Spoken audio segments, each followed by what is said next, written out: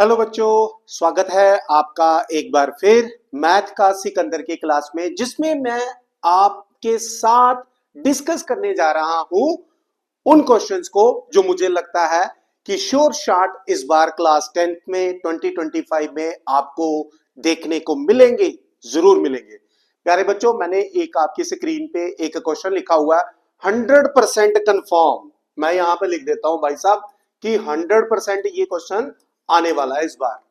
Root 2 हो, root 3 हो, root 5 हो, रूट 7 हो, कोई ना कोई क्वेश्चन आपको जरूर देखने को मिलेगा बच्चों। तो 100% ये क्वेश्चन आने वाला है। तो चलिए स्टार्ट करते हैं। रूट 5 को हमें शो करना है इर्रेशनल नंबर बच्चों। ये क्वेश्चन करने से पहले मैं आपको एक चीज बताना चाहूंगा, को प्राइम नंबर बच्चों। को प्राइम नंबर क्या होते हैं, इसकी जरूरत पड़ने वाली है अभी इस कंसेप्ट में। को प्राइम नंबर वो होते हैं दो या दो से ज्यादा जिसमें जो हाईएस्ट कॉमन फैक्टर है, यानी कि एचसीएफ जिसको कहते हैं, वो 1 हो। जैसे मैं ले लेता हूं, सपोज करो 14 एक नंबर ले लिया और एक 13 ले लिया। अगर मैं 14 के फैक्टर देखूं तो ये बन रहे हैं 2 इंटू 7, और अगर मैं 13 का देखूं तो 1 इंटू 13 आ गया। यानी कि 1 एक ऐसा नंबर होता है, अगर किसी में कुछ कॉमन ना निकले भाई साहब 1 तो निकलेगा ही निकलेगा। तो ऐसे उन नंबर को हम कहते हैं प्राइम फैक्टर, यानी कि उन नंबर के 1 के अलावा कोई और फैक्टर नहीं होते। उस कंसेप्ट को हम यहां यूज करने वाले हैं बच्चों। तो सबसे पहले बच्चे हमने क्या कर लेना है, यहां पर इसका सोल्यूशन है, इसका प्रूफ है जो मैं स्टार्ट करने जा रहा हूं। लेट कर लेते हैं रूट 5 जो है एक रैशनल नंबर है। क्या है? रैशनल नंबर है, रैशनल नंबर है। तो सबसे पहले तो ये जो लिखा हुआ है को प्राइम वाली डेफिनेशन, ये आपके लिए मैं मिटा देता हूं बच्चों। मैं फिर कह रहा हूं, जरूर प्रिपेयर करना, मेरी इस बात को याद रखना जो मैंने यहां पे लिखी हुई है। क्या 100% जरूर आएगा, याद रखिएगा। ठीक है, आपको ये क्वेश्चन देखने को मिलने वाला है बच्चों। मान लेते हैं कि ये एक रैशनल नंबर है। रैशनल नंबर कौन से होते हैं? जो पी बाय क्यू फॉर्म में होते हैं।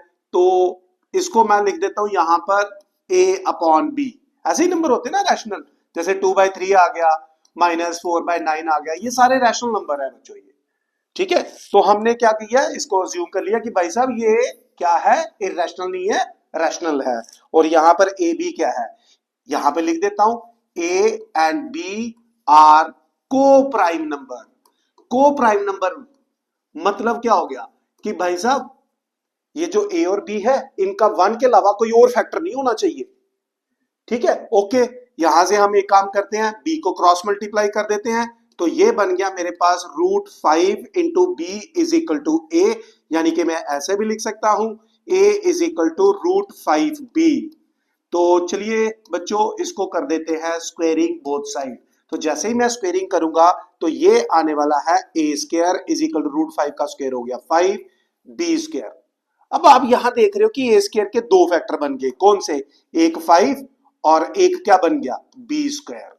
यानी कि ए स्क्वायर के दो फैक्टर है, एक 5 और बी स्क्वायर। इसका मतलब मैं यहां पे लिख सकता हूं देयरफॉर ए 5 जो है, चूंकि ए स्क्वायर के दो फैक्टर आ गए, एक 5 और एक बी स्क्वायर। ठीक है, एक 5 और बी स्क्वायर। फैक्टर हमेशा नंबर को डिवाइड करते हैं। जैसे फॉर एग्जांपल मैं यहां पे लिख देता हूं 18, इसके दो फैक्टर लिख देता हूं कोई भी, सपोज 2 इंटू 9। फैक्टर एक ऐसे नंबर होते हैं जो गिवन नंबर को डिवाइड करते हैं हमेशा। इसका मतलब ए स्क्वायर के दो फैक्टर आ गए 5 और बी। इसका मतलब मैं यहां पे लिख देता हूं कि 5 डिवाइड्स ए स्क्वायर। 5 क्या कर रहा है, ए स्क्वायर को डिवाइड कर रहा है। इसका मतलब ये हो गया 5 आल्सो डिवाइड्स बी, सॉरी ए। जैसे ए कोई इंटीजर है 25, 5 इसको डिवाइड कर रहा है, इसका स्क्वायर रूट क्या हो गया 5, तो 5 को भी तो करेगा। वही मैंने ये लिखा कि 5 जो है ए स्क्वायर को डिवाइड कर रहा है, तो 5 फिर ए को भी डिवाइड करेगा बच्चों। ठीक है, अच्छा 5 ए को डिवाइड करेगा, इसका मतलब 5 ए का फैक्टर है। इसका मतलब मैं 5 को ऐसे लिख दूं फिर, देयरफॉर ए, क्या लिखा मैंने यहां पे कि 5 जो है ए को डिवाइड कर रहा है। इसका मतलब 5 उनमें से एक फैक्टर है किसका, ए का। तो क्या मैं इसको ऐसे लिख दूं 5 into c, where c is any integer, c is any integer बच्चों ये। तो बच्चे ये मेरे पास आ गई एक इक्वेशन, ये थी a square is equal to 5b²। एक मेरे पास इक्वेशन ये थी बच्चे ये। अब मैं क्या करता हूं, यूज करता हूं इक्वेशन सेकंड को इक्वेशन फर्स्ट में। क्या यहां लिख रहा हूं, use equation second in equation first. अच्छी तरह से देख लो बच्चों, पहले मैंने क्या किया, √5 को अज्यूम कर लिया कि ये रैशनल है, यानी कि p/q फॉर्म में है।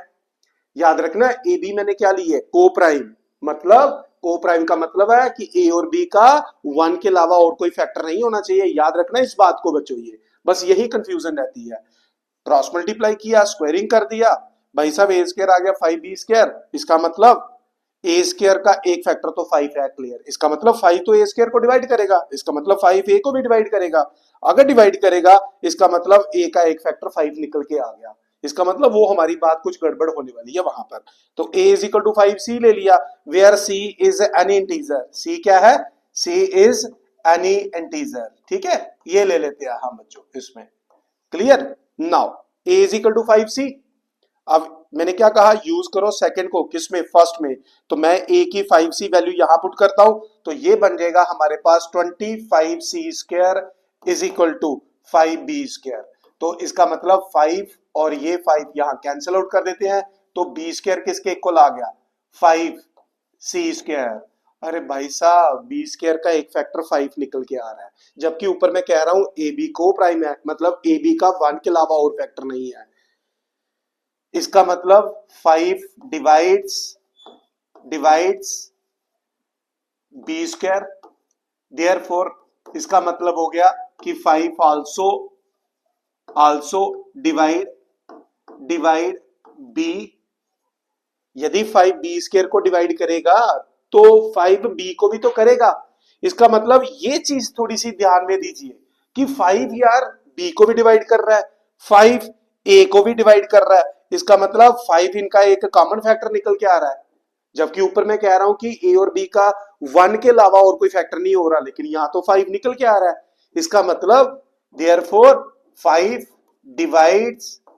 Divides both a and b, therefore our supposition जो हमने ऊपर अज्यूम किया है that is wrong, वो गलत है कि ए बी को प्राइम नहीं है।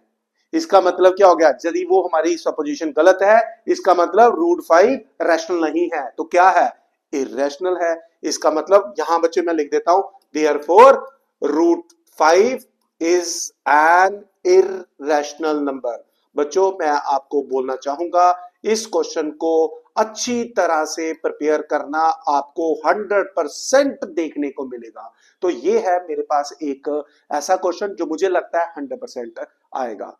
Stay tune for my next video, जिसमें मैं कुछ और क्वेश्चन लेके आऊंगा जो मुझे लगता है इस साल 2025 में क्लास 10th के बच्चों को किसी भी बोर्ड में, not only CBSE, state board में भी ये 100% देखने को मिलेगा बच्चों। तो इस वीडियो को मैं अपने यहीं पे रोक रहा हूं, अपनी अगली वीडियो में एक और जबरदस्त क्वेश्चन लेके आऊंगा। Stay tune, all the best बच्चों, गॉड ब्लेस यू ऑल, जय हिंद।